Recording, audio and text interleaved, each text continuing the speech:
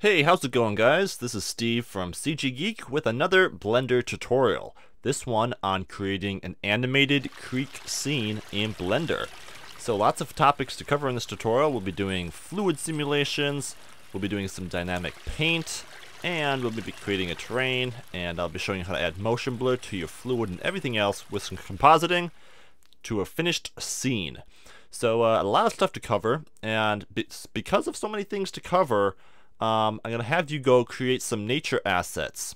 You can either create your own nature assets with this tutorial I created here. I cover all the different assets you need to make right there. Or you could purchase my new nature asset pack for just 10 bucks and support me and the Blender Institute. So it's up to you. If you like creating things yourself, that's why the tutorial's there. If you want to do it quicker and easier, you can use the pack that's already created. Doesn't matter. But do one of those and create some randomized nature. So once you created the nature in your tutorial, you'll want to create a group. So just grab them all, Control G, create a group out of them, save your blend file, and then that nature will be ready to use in another Blender file. Alright, so we don't have time to waste. Let's jump right in. I'm going to start off by deleting my default cube because it wouldn't be a Blender tutorial if we didn't do that. Alright, I'll delete this lamp here as well. And let's create our terrain. Let's just jump right in and do the ground. So this is going to be a basic plane that will scale to about 5. So I'm just going to hit S5. Now if I ever move too fast, you can always pause the video, and then I have this screencast key over here so you can see what I'm pushing, and it'll highlight it over here. And I just hid my, whoops, I just hid my plane. So anytime you miss something, pause the video, check what I do here with the mouse or with the keys, and that will show you. Alright, so I'm going to create a basic terrain to put our rocks across and to show through, you know, anywhere there's rocks that you can't see, you need to see something behind it. This will be the box for our fluid. Alright, so I'm going to give it some detail. I think I'll tab into edit mode and W subdivide a few times. Yeah, let's do that. Subdivide it a few times. And okay, now I think I can just do some sculpting real quick. Maybe one more subdivision here. I'll do some sculpting because this is an easy way to just kind of rough out the shape we want. So with the sculpt brush on to sculpt draw, let me just pull this out here a little bit more. Crank the radius up a little bit and strength up a little bit too. I'm going to hold Control and I'm just going to kind of paint a groove, and you can see right now it's mirroring the two of them. I don't want that, so go to your symmetry lock settings here and uncheck mirror. There we go. So I'm just going to kind of paint in where I want the creek to flow, and I want it to have kind of that nice curve to it. So I'm going to do something like that. Alright, I'm just kind of working this out. Alright, there we go. A nice curve to it like that, and I'm just going to kind of holding Control now, left click and paint down where I want. And I'll paint up the higher areas by just clicking with no control. And we have already a very quick and dirty terrain. It's not looking too bad. So what I can do now is use some let me go dino topology here. And I don't want to go too much because this is going to be a fluid obstacle. And too many vertices in a fluid obstacle is no good. Bad news for your simulation time. So I'm not going to go too crazy high, but I want to enable dynamic typology. Choose smooth shading there, and let's choose a constant detail. Let me see right here, relative detail, constant detail, and now we'll just pick something in a percentage here that isn't too bad. So maybe 50% would be good. Let me just see what that looks like. If I start painting and hit Z, all right, that's removing detail, so that's plenty. Let's go down. 29, not too bad. We're still not, okay, that's adding a little detail. So we'll go to around 18, and then I'll add a little bit more detail as we go, which isn't bad. Maybe even less, maybe we can go 15. Okay, and we can kind of sculpt out just a little bit more here, holding Control down, and then not holding Control. Maybe turn the strength down a little bit now, just because we don't need so much at this point. And I'm just going to kind of roughly sculpt out some terrain that looks a little nicer.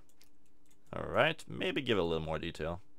It's all in what you think your system can handle. Alrighty.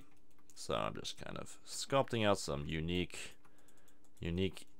terrain. You know, nature is not consistent. Nothing looks the same. So, and I'm also kind of going for like rocks, so some bumps and hills will go cool. So don't worry about not being like perfectly smooth, because a little bit of roughness is what you want. All right, a little there, a little there. Might be a little too much there. Pull it back up. Okay, now one other thing you can do is pinch. This is nice for kind of pinching areas to give it a sharper look, where maybe it might be a rock or something. So I like to take the pinch tool and kind of just pinch areas in, or the crease tool. Where's the crease tool? Let me see here. Right here, crease. This also kind of works that way, to kind of give you some sharper points. Now with this little of detail, it's not doing too much. And if I was doing this for a real professional work, I might go a little higher detail, but just because I want the tutorial to go quickly and fluently, don't want to have any issues with too much detail. So back to a sculpt draw brush, just kind of finish it up there a little bit. Looking good though, pretty satisfied with it. All right, and that's gonna do it, I think. We can always tweak it later, can't we? Maybe we can't, but it doesn't matter. I think it's pretty good. And what I say goes. So, done. All right, so that'll work. Maybe just make it a little higher over here, actually, and a little lower over here. Just zoom out a lot, so you can do it kind of all at once. Bring that ground up, bring that ground down. Just so we make sure we have that little waterfall, because that's the coolest part. You want it to be going downhill the whole time. Nice. All right. Oh, this might be a little short down there. That might be a little tall now. Cool. All right, so what we're gonna do now, that looks okay. Just kind of carve that back a little bit in there, maybe. All right, that looks good. So what I'm gonna do now is I'm gonna go ahead and texture this, because before I bring my nature into it, I think I could get a good texture across it and just kind of get that out of the way so we don't have the nature in the way when we're texturing or anything like that. So now that I'm done with that, I'm gonna go back to object mode, top view. Let's create a new UV map, because we're gonna want to use a few of these and we want them to be named properly, obviously. So this will be just ground. Let's name that ground, and tab at edit mode. Go to top view, hit A to select all, U, unwrap. All right, and that should do it for that. Now we should be able to go to texture paint mode here. Texture paint, we got a purple map there. That's because we need to add a paint slot. We'll do this diffuse color, and let's give it a little higher quality. I'm going to multiply it by 2 by going Shift 8 to put that little star in there, times 2. Boom, little quick tip there. If you didn't realize, you could do math right in any sort of number digit slot. Okay, so just do that. 2048 will work. Color, it can be black, it doesn't really matter. All right, so we have a black texture. And now if you've never texture painted before, this will be a quick rundown. I'm going to choose texture, new texture. Brush mapping, I think, will be stencil. And this texture now will show up over in my texture tab. I want to quick switch to cycles render too, just because you gotta do it again if you're in cycles render. So just do it in cycles render, and then you're good to go. So yeah, over in your texture tab now, you'll have image texture, and if you click on that, you'll have brush texture. And I want the brush texture, and I want it to be an image or movie.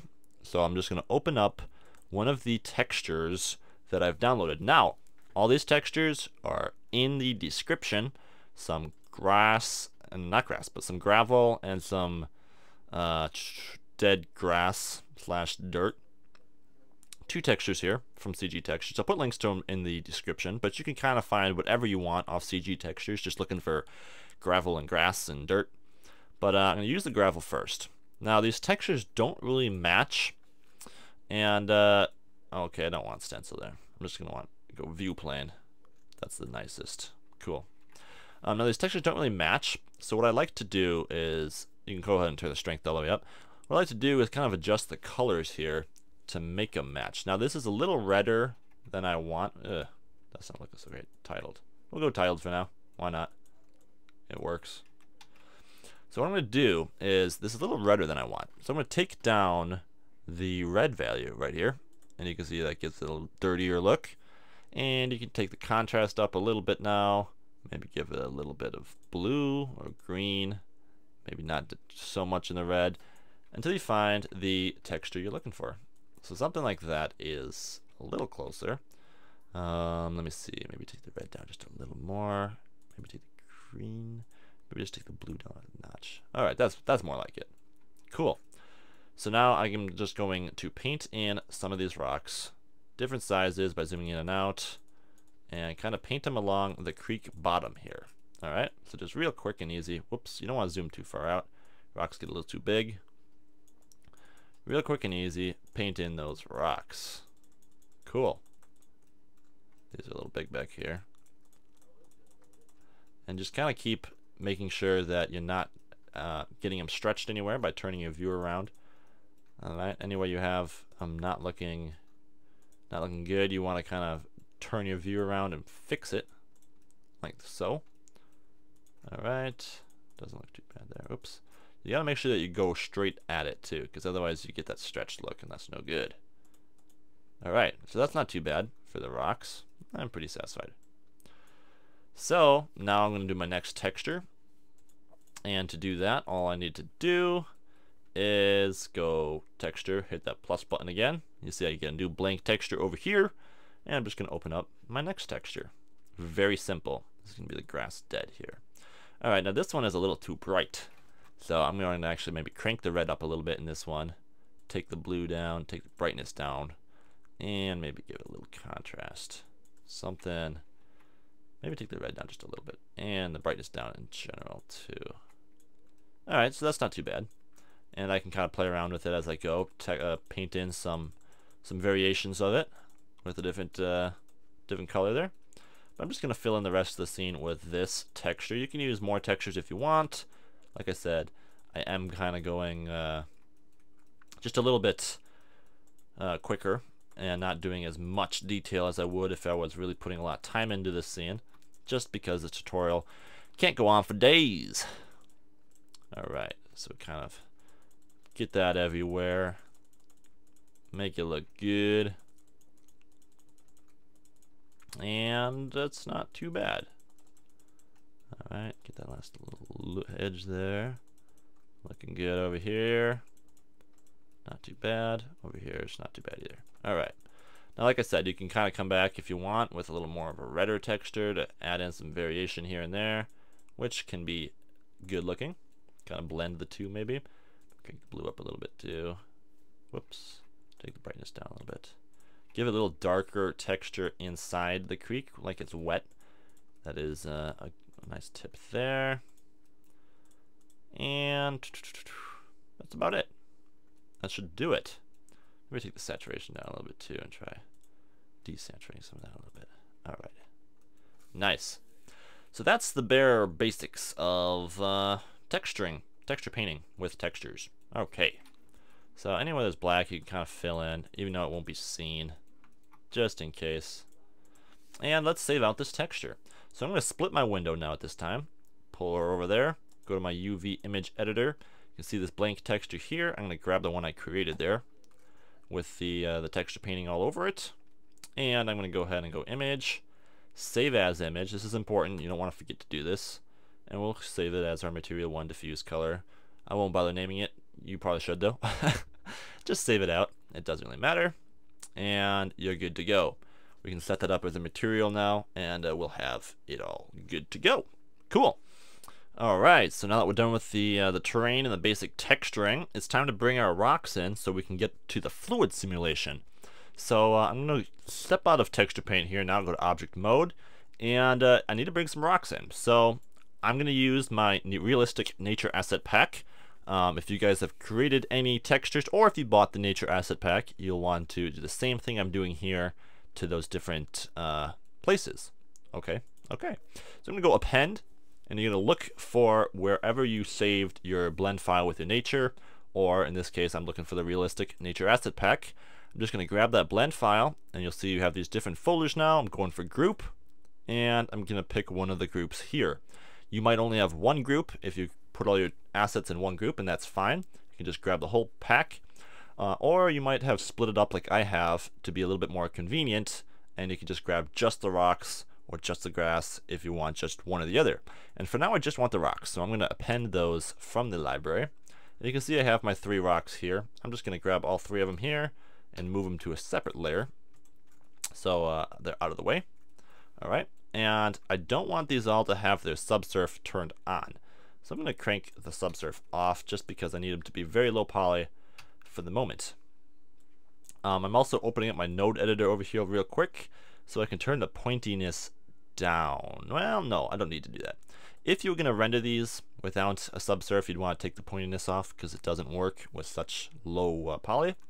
But I'm going to leave them on because I will be putting the subsurf back on later, if that doesn't make sense. So just go ahead and delete that and apply the displace on these. So delete your subsurf and apply the displace. Wait a minute. I don't want to apply the displace. I'm sorry. Leave the displace on, just delete the subsurf. There we go, and there we go. So we got our low poly rocks ready to use. Now I'm going to kind of paint out where I want the rocks on here.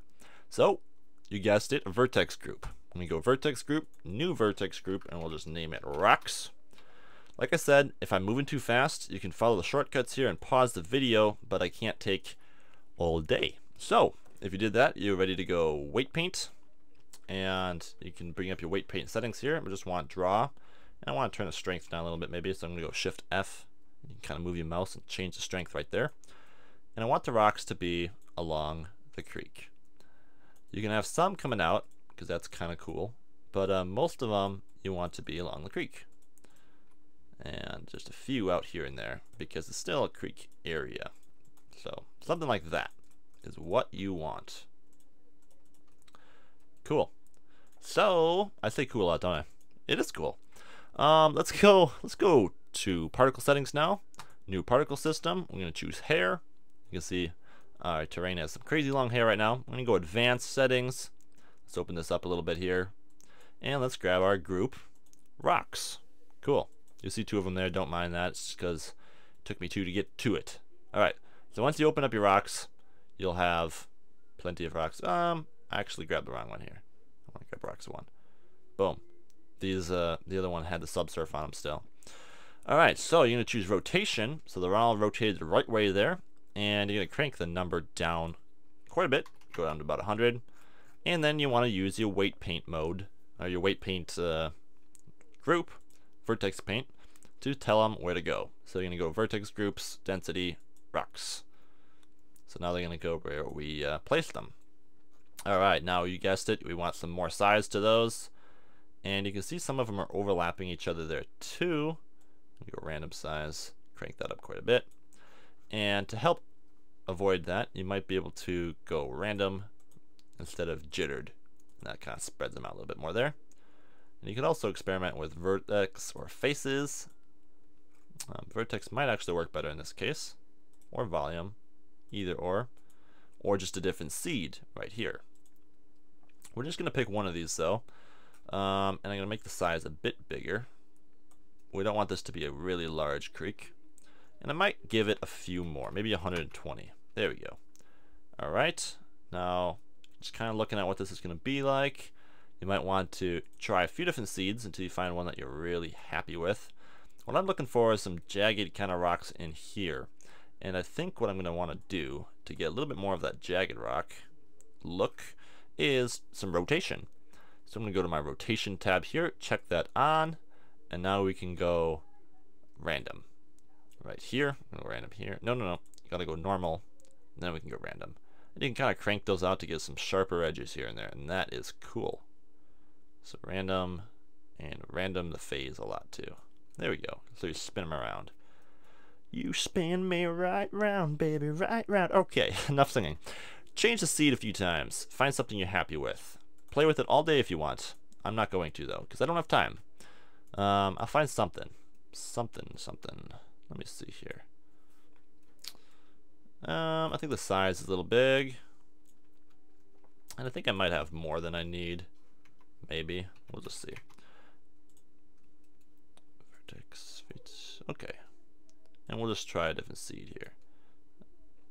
Okay. Not too bad. Alright, I'm going to have to make them bigger, sadly. And not too much random size. Alright. Just because these are going to be collision objects, you can always add another one in that isn't collision objects. But because they're collision objects, you can't have too much small rocks because they won't do anything but slow down your render. I need to put a few more in here though, I think. Maybe 110 would be good. Alright, so it's getting there. They're kind of overlapping each other more than I'd like. So, let me see here. What's this doing? That seems to be helping, actually. Unchecking random. Alright, I'm going to go back to faces and choose random there instead of even distribution. Actually, just kind of experiment. Whatever gives you the most bestest look. Bestest. And that actually looks better. I think faces will do. This is kind of where just trial and error. Just to find what satisfies whatever you're looking for. Kind of like that, actually. It's not too bad. I might go with that, actually. If I don't see a better one here. Which I don't. So I'm going to go with this one. It has potential. And once you find one that will work for you, you can apply it. I might just take a few of these down. Let me see here. Alright, something like that maybe. So what I'm going to do is apply this, and to do that I'm just going to go convert, boom, and they're all applied. Scary. Yes, that's why you want to make sure you have something that you're pretty happy with, and I'm going to delete the particle system now.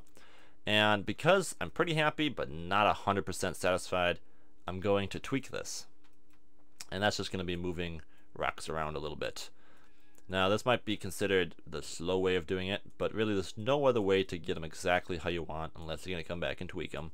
So don't complain too much. Okay, so what I'm going to do is just kind of create a rock edge here so that the water can kind of hit and tumble and the animation would look really sweet. So you got to kind of give some sharp rocks kind of pointing out here and there if you really want the animation to look cool. So that's what I'm doing. I'm giving up some random rocks in here to kind of hit and tumble and bounce and look really cool. So just a little tweaking, and you can also delete some rocks if they're not going to be really necessary, just to speed up on time, rendering, etc. So just do that, a little bit of tweaking here and there, and already you can get a much cooler looking setup. I'm pretty happy with that actually. Not too bad. I think it's time to set our camera. About time. I'm just going to kind of find a spot here that I like, go Control-Alt-0, and that snaps my camera right to that spot. I'm going to pull her back a little bit more now though. Alrighty. Something like that. And we're in business. We are in business. Something like that is good. Alright, we got that waterfall. Perfect. Perfect, perfect, perfect. Let's just delete a few more rocks so our simulation doesn't take all day. Alright, any rocks that are really overlapping that you don't need, just get rid of them. You don't need them. They're just ruining your life. And maybe you could just move them a little bit too to find an area where they do work. Cool. Alright, I like that one there better. Okay, cool. Don't need that rock there. You're just wasting time. You are too. There we go, and there we go. I think we got this pretty wrapped up now though. You can delete as many random rocks as you want, and it'll help, so you probably should. Let's do it. Let's make the simulation happen now. So, I'm going to delete this rock back there too.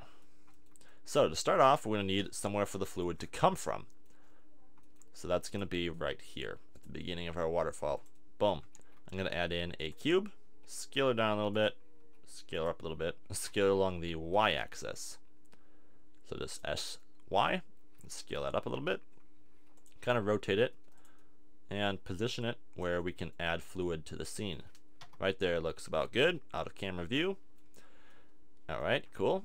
And now we need to add these rocks to the mesh so they all can be one collision object. If I go rendered right now, we can see that the rocks are all textured still.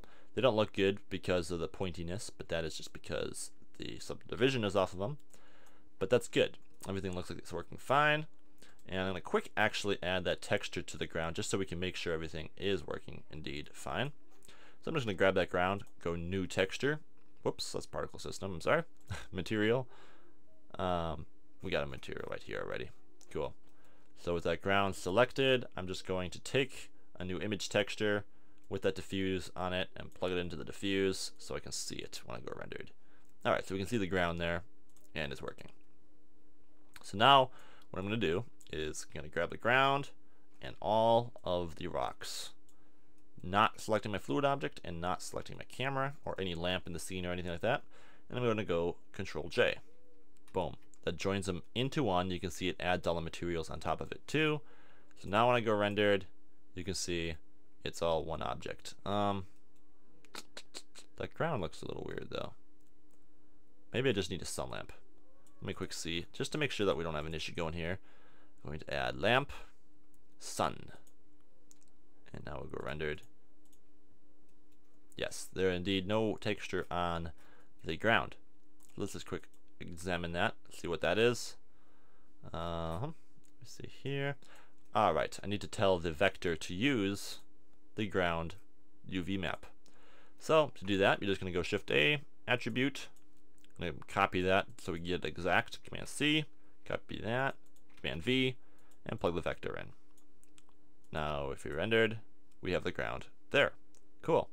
And you can also see that as soon as I add a subsurf to this, let me just do it here just so you can see, add a subsurf to the rocks, that the rocks look a lot better too with that pointiness option on. Crank that up a little bit.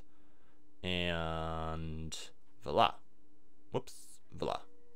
And they look pretty good. So that's all you need to know. I'm going to delete that subsurf so it doesn't kill our fluid simulation though. And we're ready to go. I'm going to add in a fluid domain. Let me close off this tab here. And a fluid domain, so Shift A, mesh, cube, scale her up real good. And we're going to center her right over the rocks and the fluid. Basically, anything that happens with the fluid is going to happen inside of this box. And that is why we need to position it right over this. Just scale it up along the X a little bit there. And scale her up overall a little bit there. Alright. Now I'm going to scale her down along the Z. And if you hit Z to go into wireframe, it can help. You can see you just want it to be, you don't need it so much on top there. So I can pull it down and scale along the Z a little bit more. The smaller you can make it, the better. But you also need to make sure that it covers everything. So you can't chins off too much. Alright. That's good. Now the one other obstacle I need to add, and I'll show you why I need to add this, is another cube. I'm going to scale this one way down, and then I'm just going to scale it up along the Shift Z, so it's only the X and Y that it's scaling along and not the Z. And pull this over here at the bottom, and this is going to be to remove any fluid at that point. And basically it's so the simulation doesn't overflow with water, because we're going to have this constantly adding water to our scene. If that makes sense, which it will. So let's just do that. Let's make this add water to our scene. So we're going to go physics, we're going to go fluid, and we're going to choose outflow. I believe it's outflow, right? Let me see. No, this removes fluid. We want inflow. Okay. And we want to give it a velocity of about 1, shooting it this direction, which is along the x-axis, the positive x-axis. So give her about a 1 on the inflow there, maybe a 0.8, and then a little bit this direction too, which is the y direction in the positive y. So let's give it about a 0.3. So it's kind of shooting the fluid that direction. The inflow velocity. Cool. Now we're going to grab our rocks and ground and go fluid. This is going to be a fluid obstacle. And this is the most important step in the whole tutorial, so don't mess it up. Just so you're ready, you're going to go both in the volume initialization. And that will give you a much better animated fluid. You need to choose both. Otherwise, volume won't work for the collision.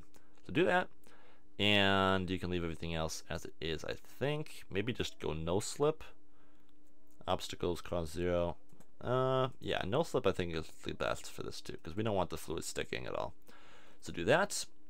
Grab our bottom plane here. This is going to be fluid inflow, or outflow, because this is going to cut off any fluid that touches it. And this can be left at volume. And this is going to be our fluid domain, where all the settings are. So go fluid and choose domain. Alright, now this is going to be where we set the time of our simulation, the quality of our simulation, and pretty much anything else. So we want the simulation to not be too long, because it takes too long to render for a tutorial. If you want a really long one, well, make it really long. So I'm going to crank the amount down to about 150 here frames. And then, depending on how many frames, you're going to want to set the start and stop time. Now, 150 frames at 24 frames a second is roughly 6 seconds. So I'm going to want the end to be 6. Alright. Now, I'm going to go down to our fluid world settings here, and this is the size of our box in meters. Now, I estimate that from the start to the stop of this domain, it's probably about 15 feet. Which would mean in meters, we want this to be about 5. So set that to 5, and we should have some realistic size there. Now make sure your fluid preset is set to water, and fluid boundary, that can just be set to no slip, doesn't really matter. We want to turn our subdivisions up a little bit here, so crank those to 2. Fluid particles will take a little bit, not too much, a little bit goes a long way. I'm going to go 0, 5. Now the particles are cool, but the method that we use to add motion blur to the fluid doesn't work on the particles, so you can't really use them too much in an animated scene or they'll look bad. So you got to really cut them back if it's going to be animated, because they'll look bad otherwise. Alright, so that should be the bare bones of the settings. We have our resolution then, and that is about it. So I'm going to quick save my project now.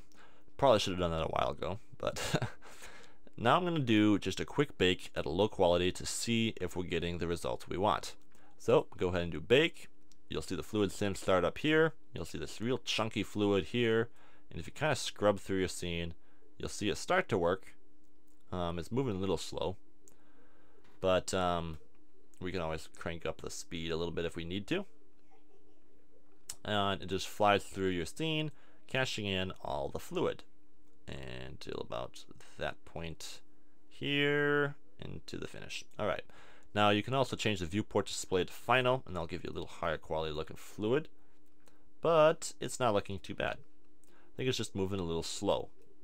So to speed it up a little bit, we can do a few things. You can change the speed, you can change the time, or you can change the scale, or you can change the initial velocity, which I'll do. I'll crank that up to about 1.2 and 0.5. Just a little more there to shoot it out a little bit faster. It'll look better for motion blur too, I think. And I think I'll also crank the simulation size down a little bit. Maybe the real world size should just be 4 meters. So we're around 12 feet there, because this isn't a large scene. Something about that would be good, I think. You can always play with it. And that should be good. I think we're ready to bake a high quality simulation of this. So let's quick turn that to smooth shading there, because it looks better on the eye. Just hit T and smooth shading there. And let's bake a high quality version and see what we get. So I'm going to save my blend file, because baking can sometimes crash your computer. And let's put our resolution at something very high, like 200. Would that be pushing our limits? Maybe, maybe not. This will depend a lot on your system and the amount of RAM you have. I'm going to try 200, and we'll see if we can get away with that. If we can't, it might just stop on its own, and we'll have to turn it down a little bit. But if we can get away with 200, we'll try it. So with that all set up, we have remove air bubbles. That's good. And I think that's it. Let's go bake, and we'll give it some time. We'll see how she looks. Alright, so our simulation is just about finished up here, and as you can see, it looks pretty good. One issue is it's a little bit overflowing. That won't be too big of an issue though, because we can kind of remove it, and it's fine. It's a lot of waters, maybe in the springtime or something when the waters are really flowing good. So it's overflowing a little bit here, not that big of a deal. And what you can do is, let me just jump to the end here. There's not a whole lot of frames to work with in an animation, because right when it gets to about the point we want, it stops. So what you would do if you wanted to animate this is use about double the amount of frames here and increase the time to about 12 and then 30 frame or 300 frames, and you'd have a whole good 150 frames of water flowing the way you want it. But this will work fine for a still image, and I'm not going to render out an animation at the end of this tutorial, so this will work just fine. Now, one thing we can do to kind of hide the fact that it's overflowing too much and also help the collisions a little bit, because you can see the collisions don't really touch a lot of places. The water is just kind of sitting on top of it like a gel or something. So I'm going to grab my whole terrain here and just raise it off the ground a little bit there to pull that in tighter, and it looks just a bit better when you kind of hide those seams a bit, like so. So now the collisions look a lot better. Maybe that was just a little too high though. Something like that is good. Right around there. Alright, and okay. So before we go to more materials and assets and stuff, what I want to do is dynamic paint. And what is dynamic paint going to do for us? Well, it's going to give us a part of our mesh that looks wet. And that is going to be wherever the water hits it or has touched it. So that is what I'm going to do, and that kind of gives a little extra detail to your scene, and it's pretty cool. So I'm going to show you how to do it. So first off, we need to select our whole ground plane and the rocks included. Select them all. Let's split our window here a little bit.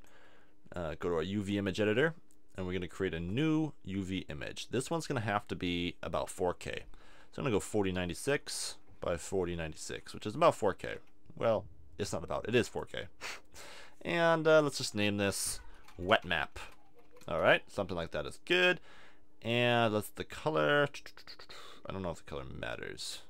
I don't think the color matters. Alright, so go OK, and you see we have that nice big texture.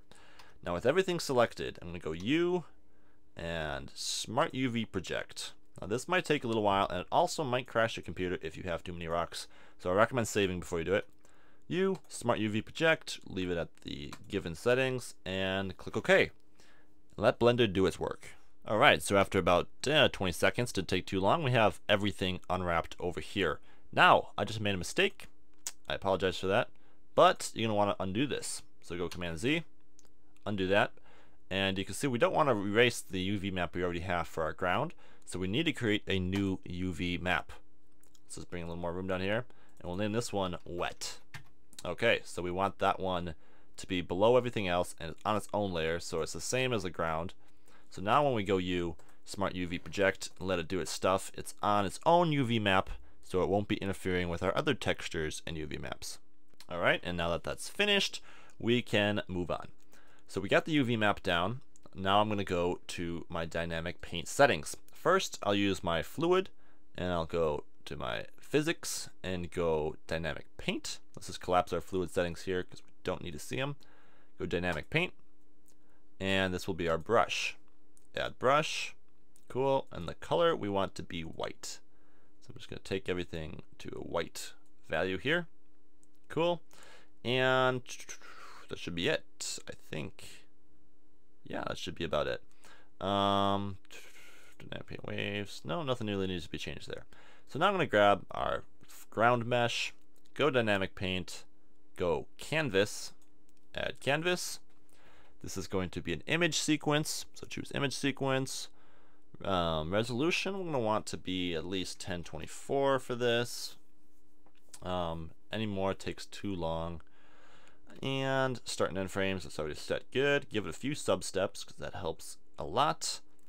Uncheck dry because we don't want this to dry that quickly. And let's go down to dynamic paint effects. I like to use spread. We'll use a little bit of spread. Don't have it spread too fast though. 0.1, but fluid, you know, if it splashes on something, the water will drip around and spread a bit. So I'm gonna go a little bit of spread, that's kind of cool. Initial color, let's give it an initial color of black, because this is basically going to be used as a mask in our materials. And that should about do it. I think we're ready to go. This will take a little while, so we gotta save our project. And let's go to our output. Let's use our UV map wet. This is important, don't forget this step. And then our destination file, which will be right inside our main folder. So just do that. And actually, do I have, maybe I'll create one just to make sure it's putting in its own spot. I'll just name that paint. Select that folder, so it puts all these images from the sequence in that folder nicely. And I think I'm ready to go. So this is basically what you do if you want a long animated file and you want to see the wetness appearing on the rocks. So it's a really cool step and just adds that little extra detail, which is fun to do. So that's why I'm doing it. And I think we got it all good now. So I'm going to go ahead and go bake image sequence. And this might take a little while as well because it's going to be saving out these frames at 1024 by 1024. So I'll give it a second and I'll jump right back with you guys. Alright, so that took maybe 20 minutes because I had the sub-steps set to 2 and the resolution pretty high. It took a little while, and it also took a little while to get going, so don't freak out if your computer just sits there thinking about it for a few minutes. It eventually got it for me, so it worked out well. Now I could go ahead and apply that image sequence to my materials, and that will give my materials a wet look wherever the water touches it. So because I'm thinking about it now, we might as well do that. So let's hide our water mesh. We're not going to delete it or anything. We're just going to hit H, and that will hide it so we can really see what the material looks like underneath. So I'm going to go ahead and select my base material. Alright, make sure it's the base material. It's our material 1 without the rock names on it. And go to my node editor here. Now I'll probably be adding a little bit of, whoops, don't split too many windows here. Just grab the center there. Probably be adding a little bump, maybe glossiness to our ground as it is. But this is going to be a little node setup that I'm going to create that I'll add to the end of every material on this mesh. Alright, so I'm going to go ahead and duplicate my attribute node and an image texture node. This attribute is going to be wet. I'll change it to wet, and then make sure it's spelled exactly like my UV map here is, and connect that up to this texture. This texture is going to be an image sequence, and I'm going to click that little button there and go to my paint, and you can see all the different paint frames. If I go here, click this button now, you can see that they all get more and more white as they go, and the white spots is where the water is touching the mesh in different areas. Cool. Just go A to select them all and go open image. So now you can see it's set up perfectly. It's at frame 150. We'll choose auto refresh and cycle. And now if I jump to say frame 90, this changes to frame 90 there, and that's how you know it's set up perfectly in time with your timeline. So that's awesome. Now I'm going to drop in a quick math node here. Don't worry, it's not complicated math. It's just a simple math multiply node that I'll use to control the amount of wetness. And then it's going to be just a basic mix shader and a basic glass shader. I'm sorry. I'm going to give it a little bit of roughness, 0.05, and I'm going to give the IOR value a 1.333, which is water. Connect that up to the bottom there, and connect this up to the factor. Now, let me close that off there with N. What I'm going to quick do is enable the Node Wrangler add-on. Now, I haven't had a whole lot of time to explore this add-on, but it's really awesome, and there's a lot of quick shortcuts that you can do with it. So just go to your add-ons and your Blender preferences, start typing Node, and you'll find the Node Wrangler. As long as I'm here, I'm going to add the Images as Planes add-on as well, because I'll be using that at the very end. So do that too, and it'll be a little time saver. Cool. So now if I go rendered, you should see, boom, the rocks look kind of wet, and everything else doesn't. So to make the rocks look good, I can now add a subsurf back onto it because I'm done with the fluid sim. So I'm going to do that now. I'm going to drop a subsurf onto this mesh just to make everything look a little cleaner and better. Not bad. And you can see now that we're getting this sharp glossiness along the rocks here, but I haven't added it to the rocks yet. So that's just part of the rock material. What you're going to see it on is the base mesh here. And pretty much it's going to look like a different color. So, all right, let me quick. I don't need the dynamic paint anymore, so I can kind of collapse that. And we'll just leave it around in case we want to tweak it. But just to see that this is working, let me go rendered. All right. And then go Control-Shift on this multiply node. All right. And you can see the white spots on that mesh. And if I pull this, scrub it back, you should see the white disappearing. Yes, it does. So those white spots are basically the water as it hits the ground coming down.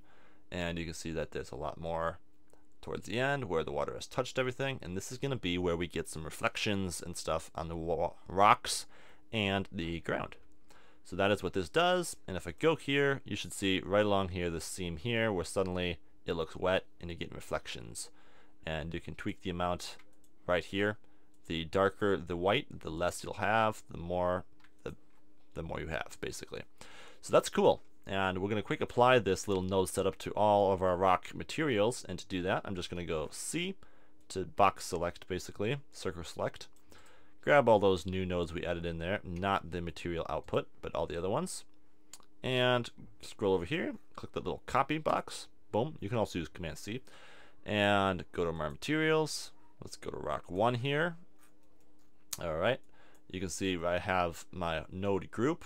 If you don't have it set up as a group or whatever, you can just leave that, leave it at the end of the nodes. I'm going to drop this in here with the little paste button there. Let's grab them.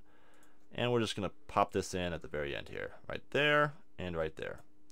Alright, now rock 3 will have the glossiness on it. You can already see which ones are it. It looks really glossy and shiny. We can always tweak the amount here if there's too much. But it's looking good. So let's go to rock 2.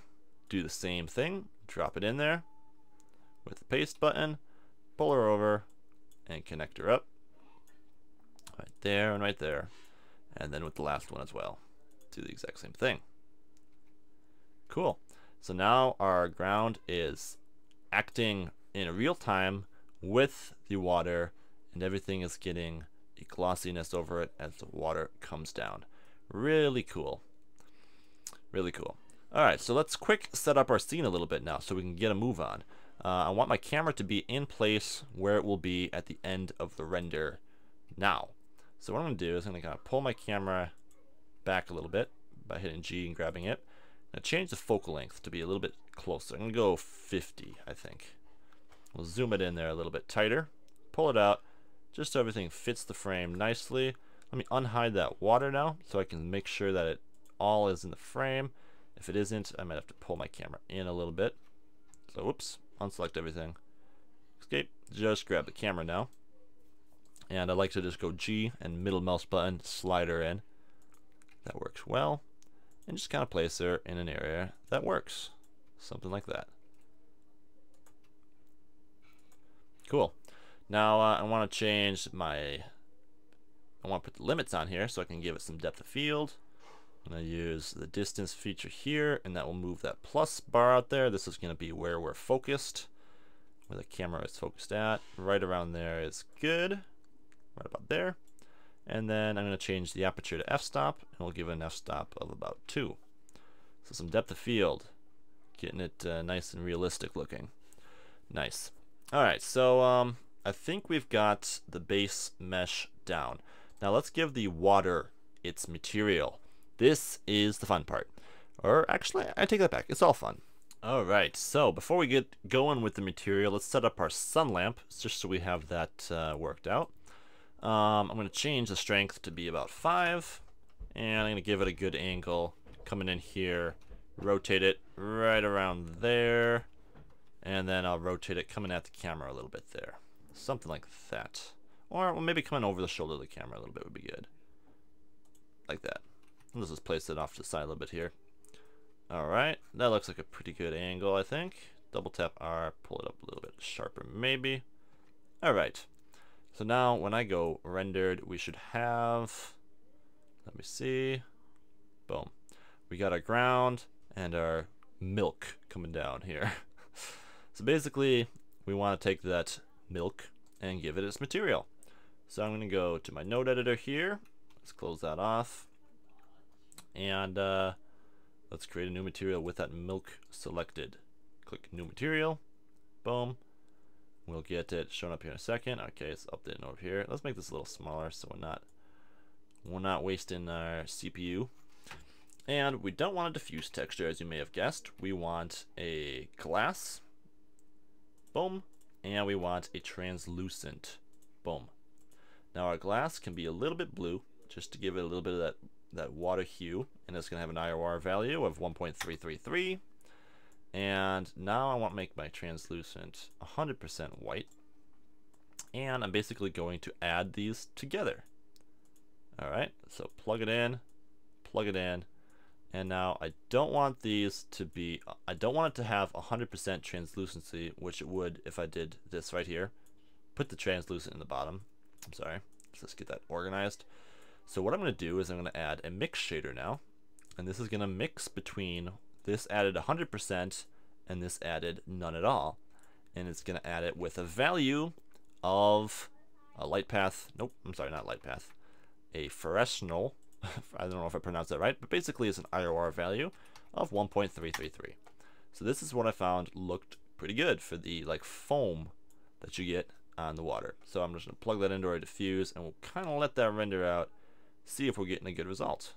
Alright, and that's looking pretty good. We just want to flip these two, obviously. Put that one on top, that one on bottom, and we have what looks like some pretty nice crystal clear blue water.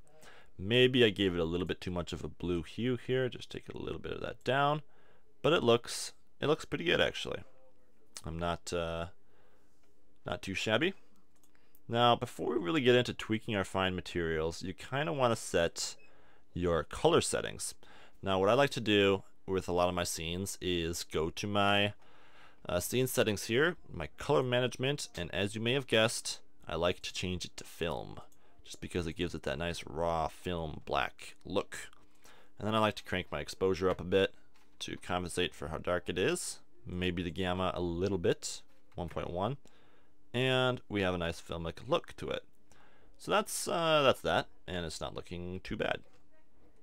Alright, so now before I get into the final materials, what I want to do is the motion blur, because this is something that kind of needs to be done early, but it also needs to be done after you're done animating. So if you had your camera animated or anything else, you need to do that first. Now, because I'm pretty happy with my composition here, I'm not going to bother animating the camera or anything. I'm doing a still, but I'm going to pick a frame that I'm going to render a still out of.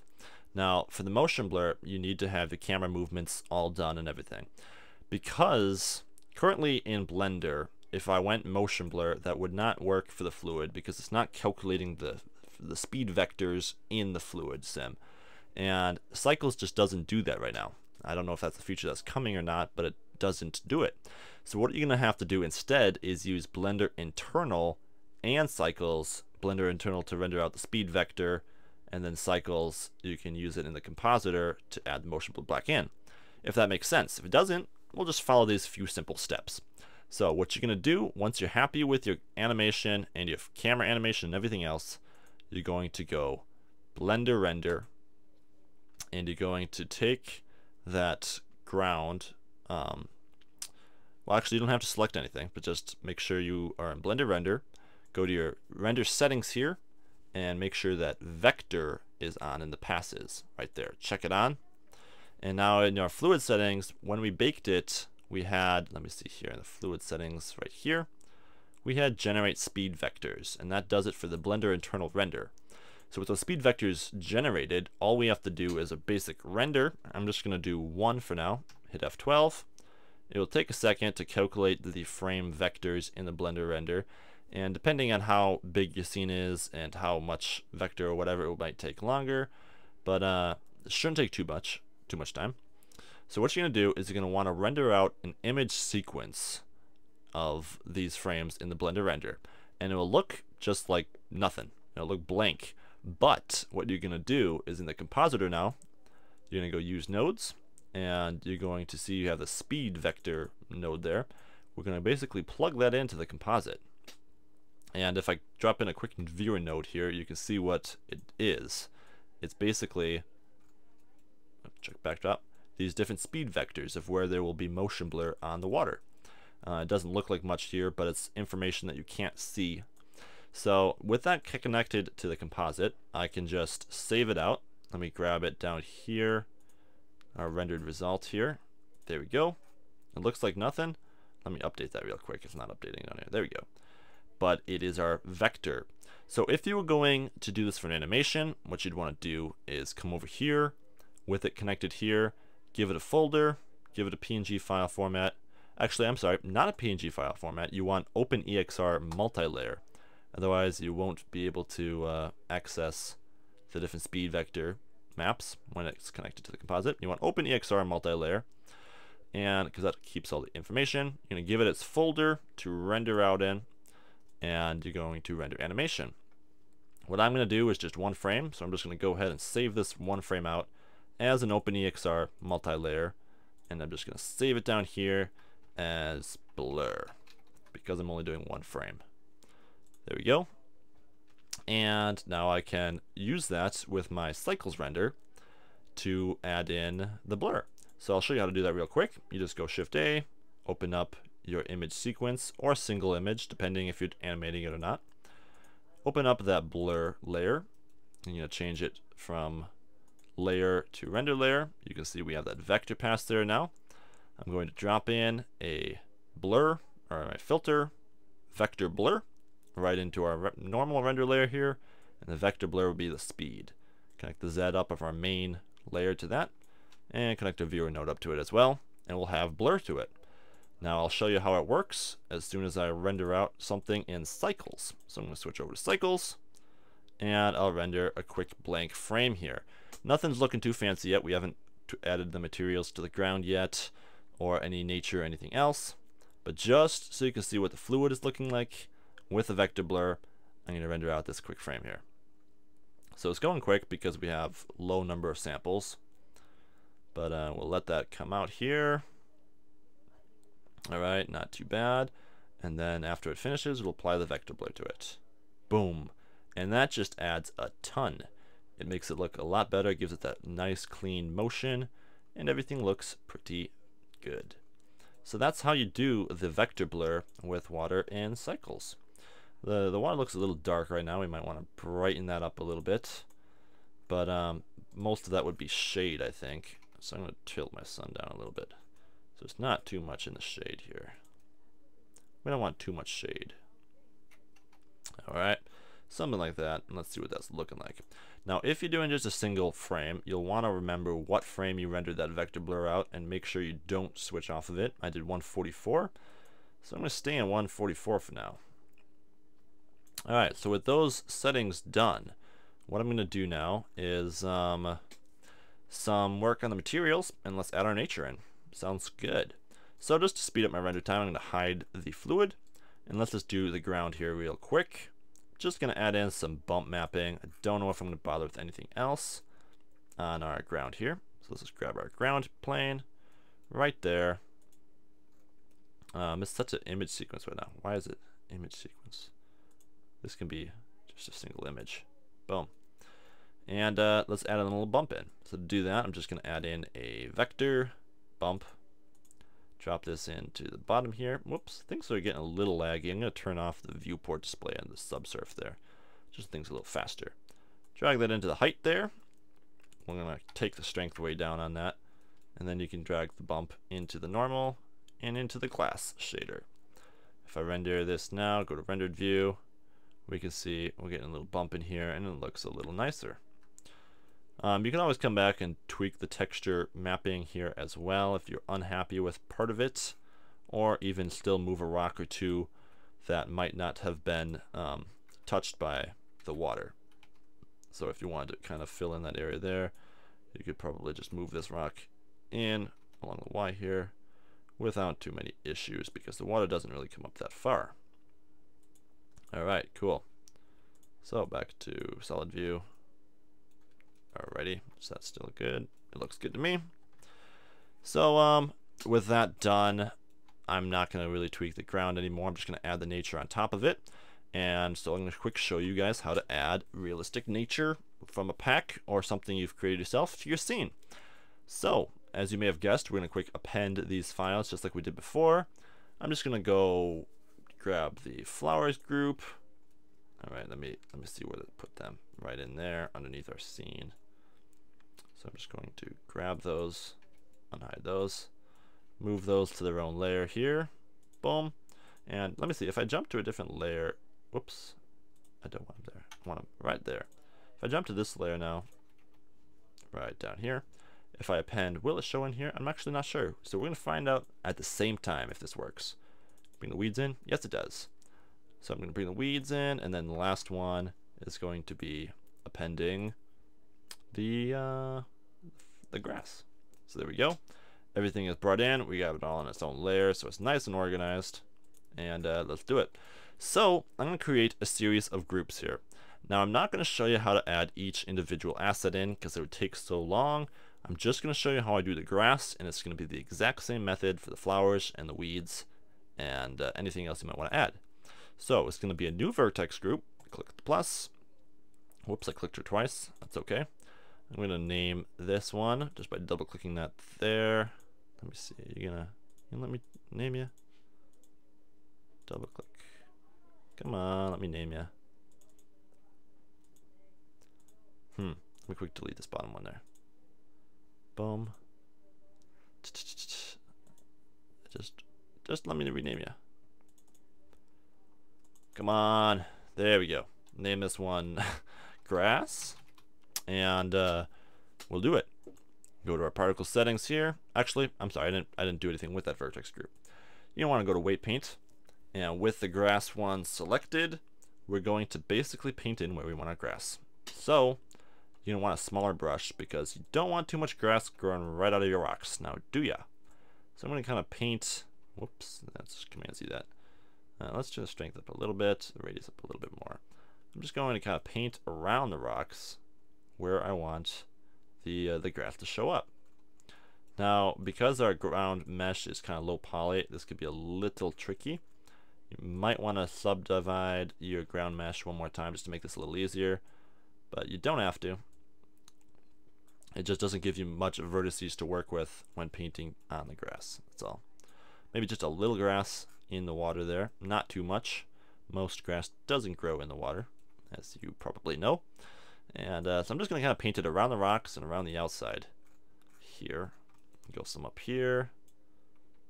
And a little bit on the rock is okay. It could just look like moss, or sometimes, you know, a little grass might grow out of some mud on top of a rock or something. So it's not the end of the world, but I tend to avoid it.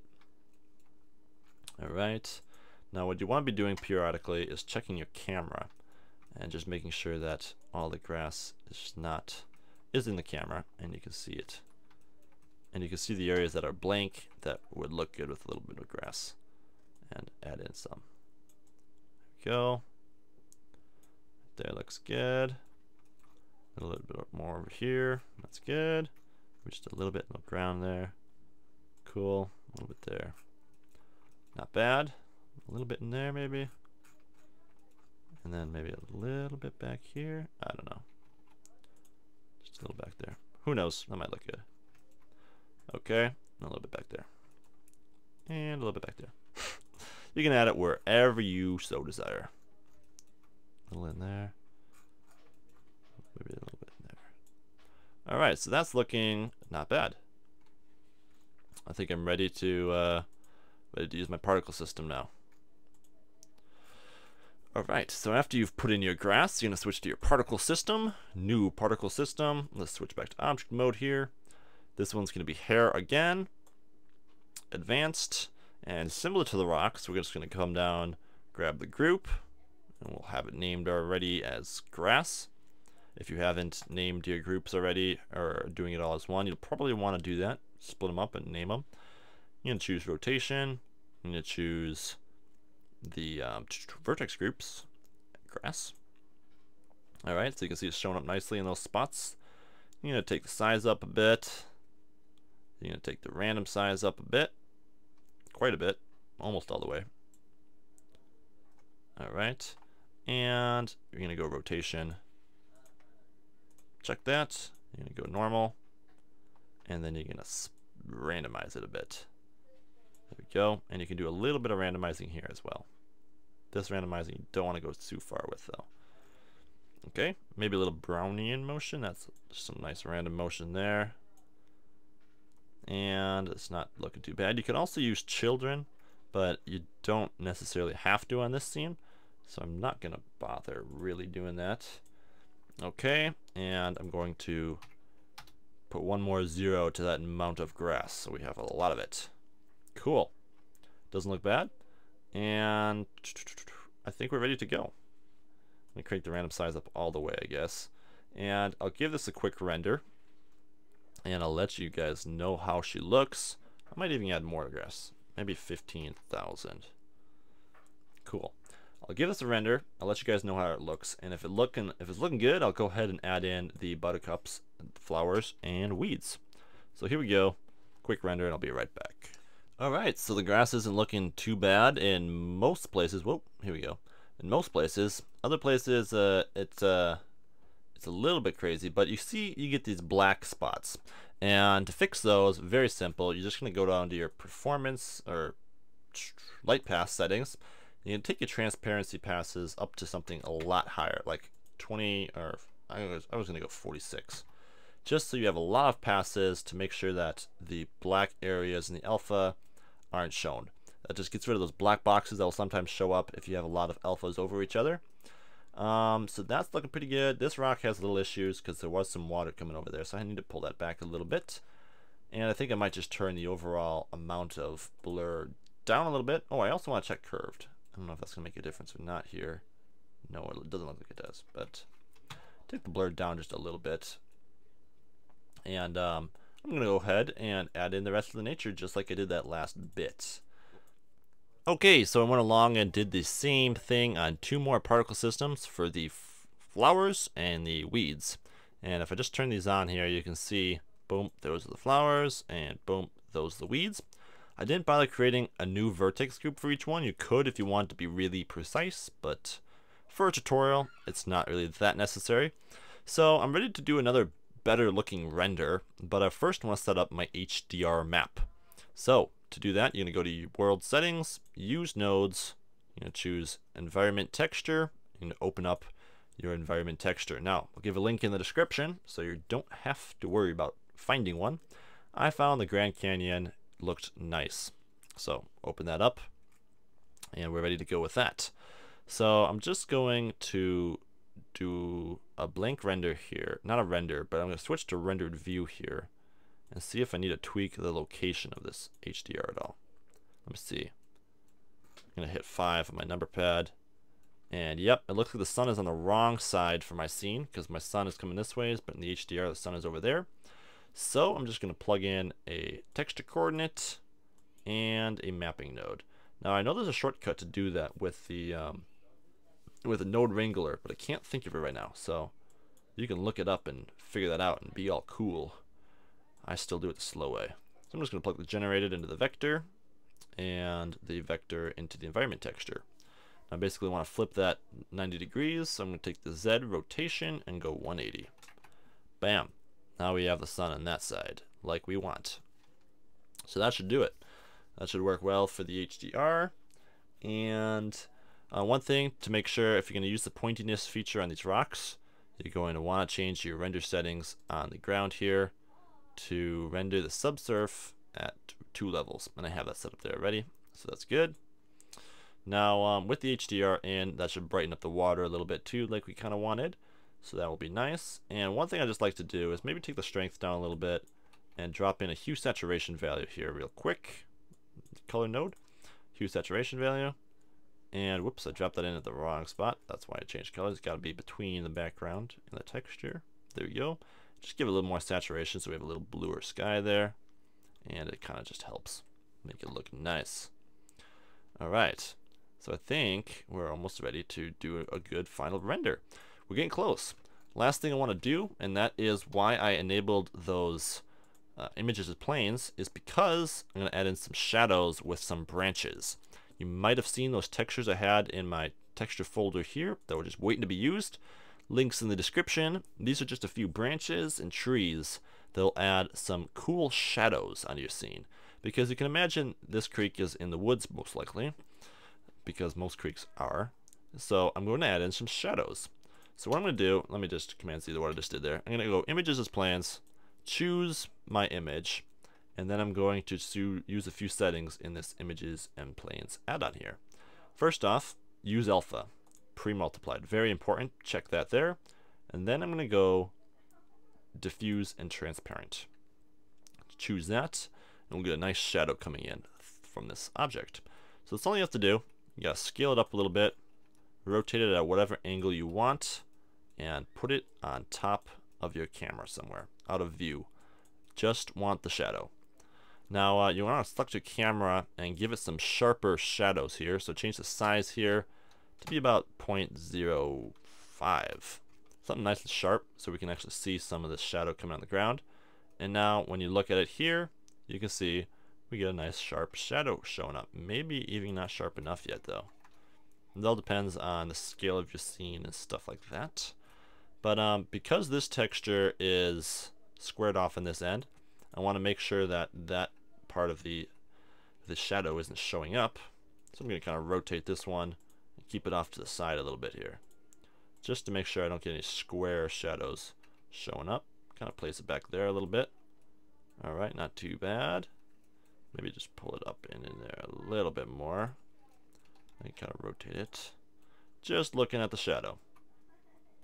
Alright, scale it up just a little bit maybe. And pull it this way. Cool. That's a little too far. Something like that. Maybe just a little bit less big. And I'm going to keep the strength of my environment texture up a little bit because these shadows are a little harsh. Alright, so you get some nice detail coming in there with that. Maybe pull this back just a little bit more. And then I'm going to add in that other one I had there as well. So Shift A, Images as Planes. The settings will still be saved from the last time. So I'm just going to add in that branch there. Scale her up. Pull her up here. And this one will work now nicely too. This one I might duplicate a few times across my scene. Different heights and then different scales. Just to give it some random shadows that look really sweet. So when I go to 0 here, you can kind of see what I'm getting. This one can be pulled in a little bit more. Just kind of play around with the shadows, and you'll find it's fun.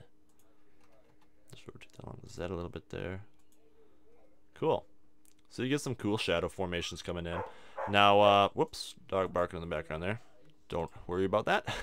And let me take the scale just up a little bit more so they're a little bit more blurry. You can kind of play with that, find something you like, but I'll try that. And we should be good to go for a render, I think. So, without further ado, I'm going to crank up my sampling a little bit just so it doesn't look too grainy.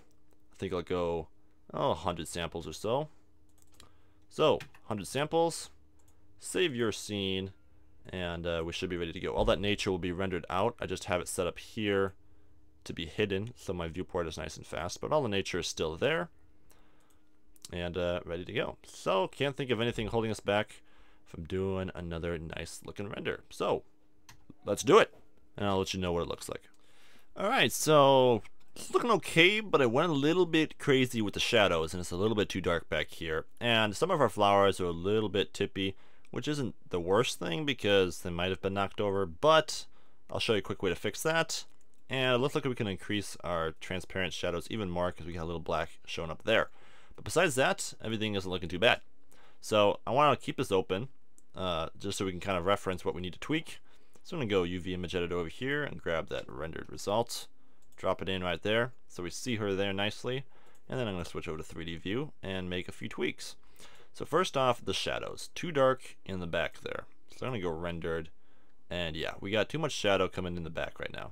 So let's grab this big bad shadow here and kind of rotate this one just so it's not affecting it nearly as much. Let me see. Rotate along the Z. There we go. Pull it back. Pull it out of the way. Alright. That looks a bit better. You got some sunlight showing up there. Whoops. Okay, there we go. Yep. That's good. Scale it down a little bit as well. And just kind of keep her to the side. Something like that. Just so I kind of have a little bit on the outskirts, vignetting it a little bit. Make it look a little nice. Cool.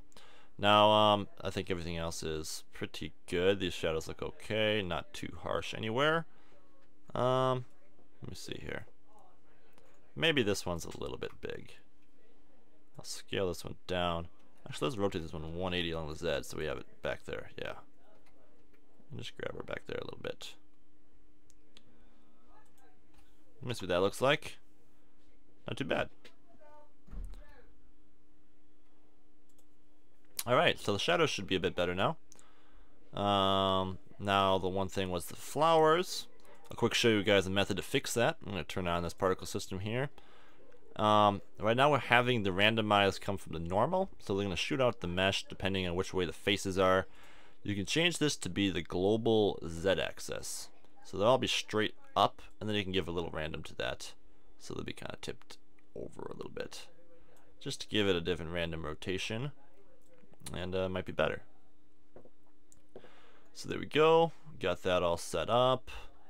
Now before I do my final animation, I do think I'm going to make a little adjustment to the camera, which means I need to render my motion blur out again, but I'd like to get a little wider view.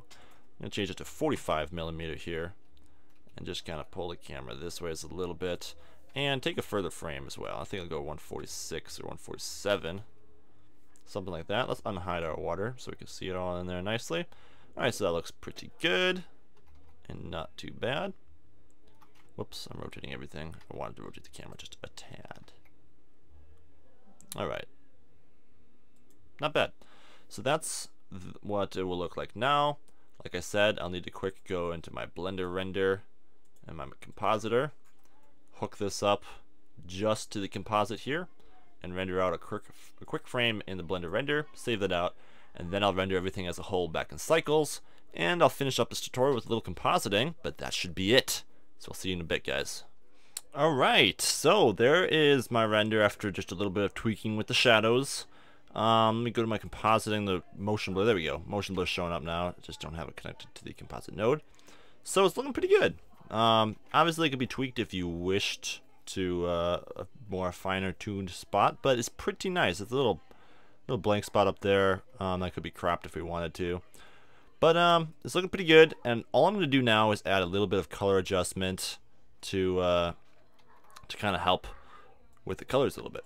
So what I like to do with the color adjustment in this scene is I kind of wanted to give the shadows a little bit of a warmer look, and then the brighter whites to be a really nice white blue.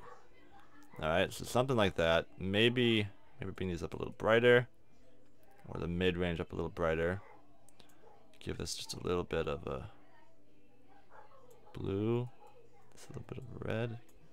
Just kind of see what that looks like. It doesn't look too bad. And we can kind of play with the values a little bit, tweak them as we like, and that's looking pretty nice. Alrighty. So one other thing I did is a vignette and a glow or two. Don't really need any of those though if you don't want. Glow looks nice. I'll drop that in real quick. This tutorial's running a little long though, so I don't want to spend too much time. Let me go filter, glare. Boom, drop that in. Change it to a fog glow. And it looks kind of nice. You can see what it looks like if you go 100% mix. It's adding glow in those spots there. So that's kind of nice. And one other thing you can do is remove a little bit of this noise with a despeckle node. That's what I like to do lately to help give myself cleaner looking render. If you don't have time to render a zillion samples out, you drop a filter, despeckle, and just watch what it does like in here. And we'll change the threshold a little bit, play around with that. I'm going to watch this area down here. See how much of that we can get rid of. Go down to about 0.3.